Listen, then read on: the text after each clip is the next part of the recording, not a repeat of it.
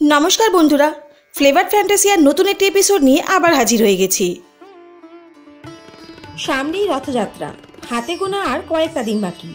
এই 9 দিনের উৎসবে তিন দেবতা ভগবান জগন্নাথ, তার ভাই ভগবান বলভদ্র এবং তার বোন সুভদ্রাকে জগন্নাথ মন্দির থেকে বড় কাঠের রথে নিয়ে যাওয়া হয় গুন্ডিচা মন্দিরে, যেখানে তারা 9 দিন থাকে।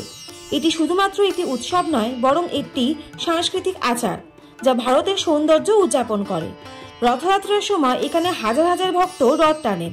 প্রতিদিনের পূজার আচারের সময় দেবতাদের 56টি ভোগ পরিবেশন করা হয়, যা 56 ভোগ নামে পরিচিত। এখানে পুরী জনপ্রিয় খাবারের একটি তালিকা রয়েছে যা দেবতাদের কাছে দেওয়া হয়, এবং বিশ্বাস, রীতিনীতি এবং স্বাদের এই সাংস্কৃতিক উদযাপনের সময় আপনারাও বাড়িতে ট্রাই করতে পারেন। তাহলে চলুন আর কথা না বাড়িয়ে আজকের এপিসোড স্টার্ট করা যাক।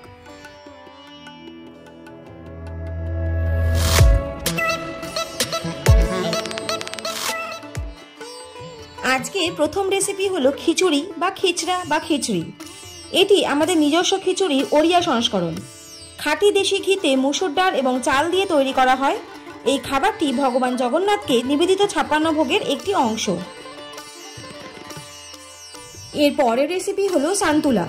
এই রেসিপিটি হয় ভাজা বা সিদ্ধ। উড়িষ্যার এই সবজির তরকারির মধ্যে রয়েছে আলু, বেগুন, পেঁপে এবং টমেটো।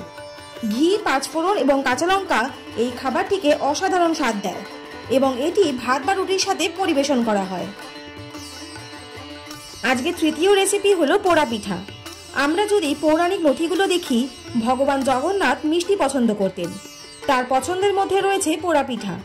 এটি চালের আটা, নারকেল, কালো ছোলা, গুড় এবং এলাচ দিয়ে তৈরি প্যানকেকের মতো বেক ডিশ।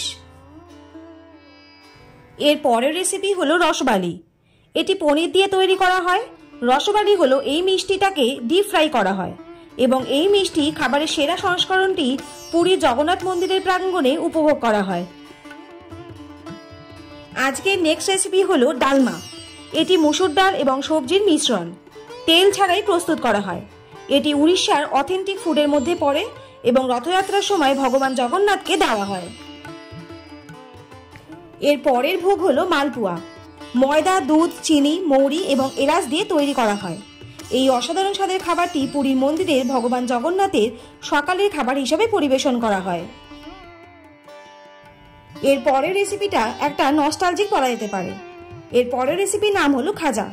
পুরী গিয়ে যদি খাজা না খান, তাহলে পুরী যাওয়াটাই বৃথা মনে হয়। কি আমার সাথে সকলে সহমত তো? এটি মিহি গমের আটা এবং চিনি দিয়ে তৈরি করা হয়। এটি স্তরযুক্ত, মুচমুচে এবং এটি তেলে ডিপ ফ্রাই করা হয়। এটি পুরী জগন্নাথ মন্দিরেও একটি নৈবেদ্য। এর পরের আইটেম হলো ছানা পোড়া। এটি ওড়িশার বিখ্যাত একটি ডেজার্ট। পনির, চিনি, এলাচ গুঁড়ো, চালের আটা, বাদাম এবং ঘি দিয়ে তৈরি করা হয়। জগন্নাথ মন্দিরের এই মিষ্টি খাবারটি একেবারেই মিস করবেন না। এই ডিশটা যত পুরানো হবে তত এর টেস্ট বাড়ে।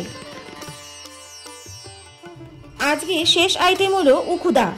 এটি একটি ভাজা পাফ রাইস আইটেম যা চিনি দিয়ে মিষ্টি করা হয়, যা পুরী মন্দিরের ভোগ হিসাবে পরিবেশন করা হয়, এবং এটি 56 ভোগের অন্যতম। তাহলে আজকের এপিসোডটির মাধ্যমে জানা গেল রথযাত্রার সময় উড়িষ্যার 10টি ঐতিহ্যবাহী খাবারের তালিকা। তাহলে আজকের এপিসোডটা আপনাদের কেমন লাগলো অবশ্যই কিন্তু কমেন্ট করে জানাবেন। আর যদি ভালো লাগে তাহলে চ্যানেলটা please like, share and subscribe করতে ভুলবেন না। আর পাশে থাকা বেল আইকনটা অবশ্যই প্রেস করে দেবেন, যাতে এরকম ইনফরমেটিভ ভিডিও আপনাদের কাছে সবার প্রথম চলে যায়। সবাই সুস্থ থাকুন, ভালো থাকুন। অনেক ধন্যবাদ পাশে থাকার জন্য। আর রথযাত্রার আগাম শুভেচ্ছা জানিয়ে আজকের এপিসোড এখানেই শেষ হলো।